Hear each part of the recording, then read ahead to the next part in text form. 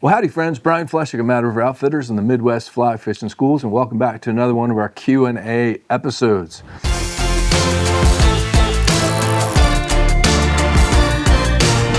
As always, friends, we appreciate your questions. In fact, we rely on your questions. Helping folks is what we do for a living, so we need your questions. Just remember, send them over to admin@madriveroutfitters.com via email. So anyways, some great questions via email recently, and a couple of challenging ones, and then a couple of easy ones. So anyways, Doug Walker from Orlando, Florida. Doug says, "Hi Brian, I fly fish most often in ponds around town, and I found that fly fishing for bluegill and bass has actually been better, some might say easier, in parentheses, what are those things? They're not parentheses, they're called parentheses? Oh, that was a senior moment right there. Anyhow, some might say easier, in parentheses, than normal spin fishing."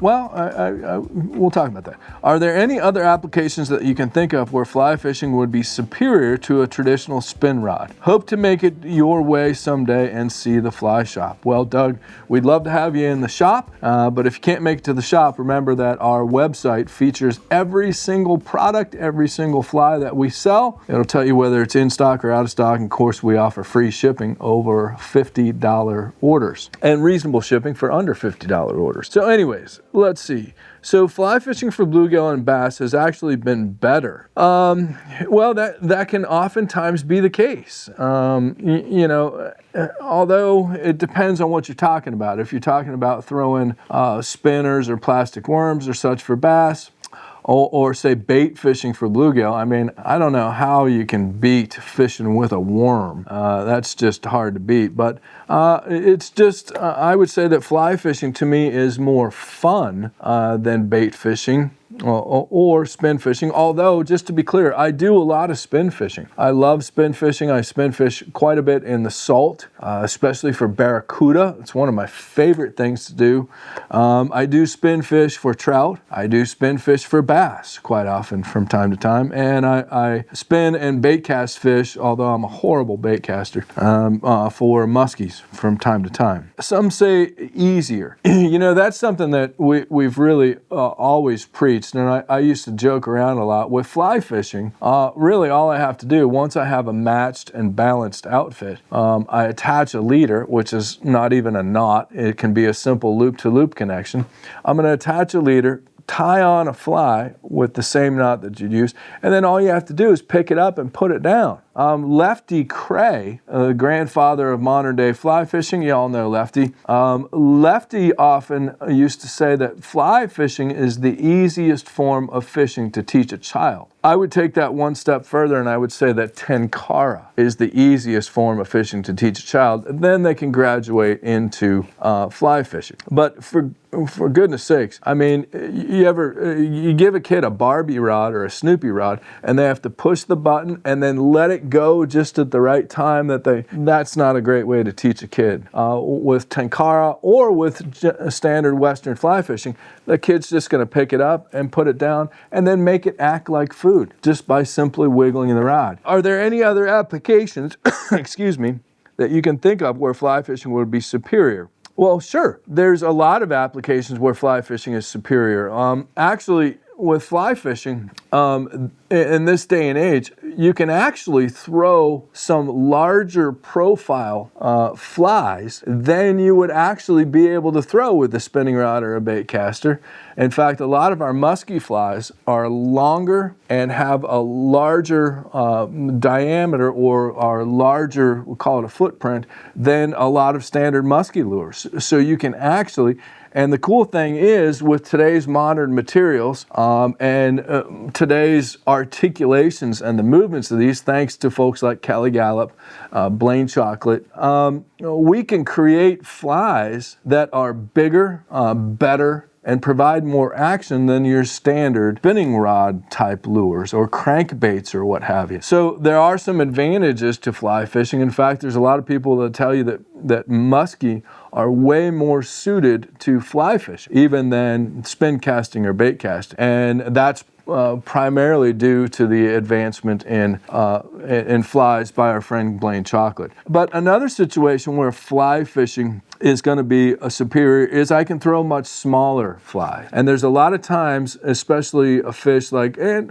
panfish, bluegill, will eat small little insects a lot. In fact, that's one of their primary food sources. And of course, trout eat small, tiny little insects, and that's where fly fishing, of course, excels as well. And this, you're not going to be able to throw this little tiny fly on a spinning rod. It's just not going to happen. Whereas with fly fishing, you're moving the weight of the line, of course, back and forth, and it's carrying this little tiny fly with it. So sure, there's a lot of situations where fly fishing is superior to traditional spin fishing. Yeah, I mean, there's certainly a time and a place for spin fishing. And again, it's something that I enjoy. I enjoy throwing spinning rods. I don't do it enough on camera. Maybe it's something that we should do more in the future, but I love throwing a rooster tail for trout. I love throwing big barracuda tubes. In fact, we've done some videos on that for barracuda and the salt. And if it's too windy, a lot of times spin fishing can save your day, especially in the salt. And then, of course, I love throwing crankbaits, spinnerbaits, and plastic worms during the summertime.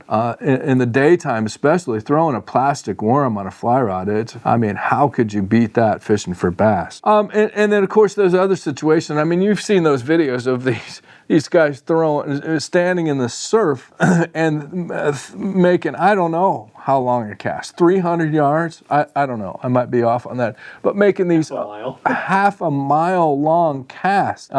And of course, and then they're just covering a ton of water by retrieving that fly, or retrieving that lure or bait. So there are certainly situations where spin casting is going to be the better choice, and there's going to be situations where fly fishing is the better choice. And just for me, and for a lot of our customers and viewers, I tend to find fly fishing more fun. I probably prefer to fly fish, and it just so happens that fly fishing is how I make my living. I don't make my living spin fishing. But anyways, gee whiz, sorry to be so long-winded there, Doug. You didn't know you opened up that can of worms. No pun intended right there. You know, I don't bait fish much, but I do spin fish, enjoy spin fishing. And there's a time and place for it. I prefer fly fishing. But another benefit too is when you're spin fishing, let's say, especially for bonefish. I just got back from a bonefish trip. Here's another thing. When you're spin fishing, you're going to throw it out, and then you have to retrieve it all the way back to the boat. And then you can make another cast. By that time, that bonefish is gone. Whereas with fly fishing, I can make the cast, and I can go pop, pop, make it act like a shrimp, and then if the fish moves and I need to make another cast, well, I can pick it up and immediately re-deliver the fly. So I can be in, or I can be out and in much more quickly with a fly rod. To me, for example, in that situation, bone fishing, even throwing a bass bug and just pop, pop, pop, pop, hit the next spot on the bank, pop, pop, pop.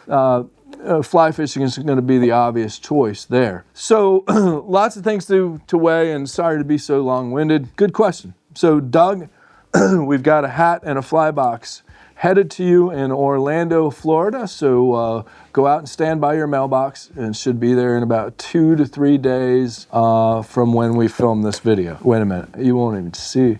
The hat and the fly box are going to be to you probably before you see this video. Hopefully, Doug, you're already wearing the hat or wearing the, if you're wearing the fly box, probably going to have some more questions. Anyways, thanks, Doug. We appreciate you. Nice little discussion. Nothing wrong with spin fishing. I know a lot of people out there are fly fishing purists, and anytime we talk about my Ranger bass boat or spin fishing, they tell us we're going to lose all of our subscribers and viewers and we're going to go out of business. That hasn't happened yet. I'm going to keep spin fishing. I'm going to keep fly fishing because I fish for me. I fish to have fun. So anyhow, Remember to send your questions over to admin@madriveroutfitters.com. And all questions are answered. If it's an emergency or you need some personalized assistance, pick up the phone and give us a call. Remember that there's no way we can answer questions down in the comments section here on YouTube. It's because we're answering questions via email and on the phone, and we have to work here at Mad River Outfitters. So, you know, we just cannot answer those questions in the comments. Plus, as Deb points out, I type with 2 fingers, so it takes a long time to answer your emails. But we're happy to do it. Email is monitored 22 hours and 23 minutes per day. We take an hour and something off to have a little breakfast. So thanks as always. Be sure to subscribe to our YouTube channel. That really, it's free, and that really helps us out, and that way you don't miss an episode.